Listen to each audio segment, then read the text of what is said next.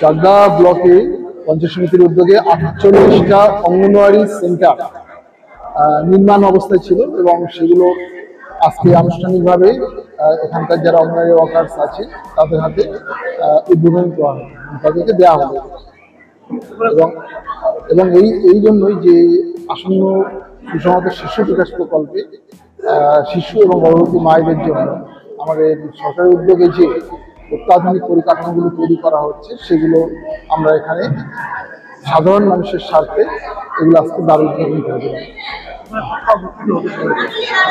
আমাদের এখানে 48টা সেন্টার আমরা করে দিয়েছি, আর আমাদের কাছে 88টা অলরেডি নিজস্ব বিল্ডিং আছে।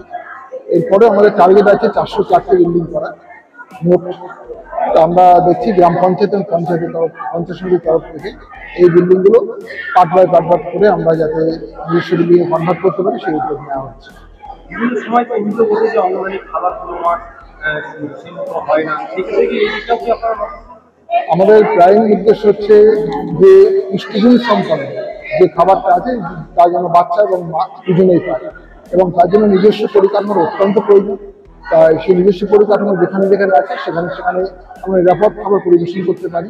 যেখানে এখনো নিজস্ব পরিকাঠামো তৈরি হয়নি, যেখানে ক্লাব আর বারান্দা কিংবা কখনো কখনো বিভিন্ন অস্থায়ী ক্যাম্পে গুলো চলে যায়, তখন মাঝে মাঝে এইসব অভিযোগগুলো আমাদের কাছে আসে, তবে আমরা সেগুলো সামগ্রিকভাবে সেগুলোকে আমরা প্রশমিত করার উদ্যোগে উদ্যোগ নিয়েছি।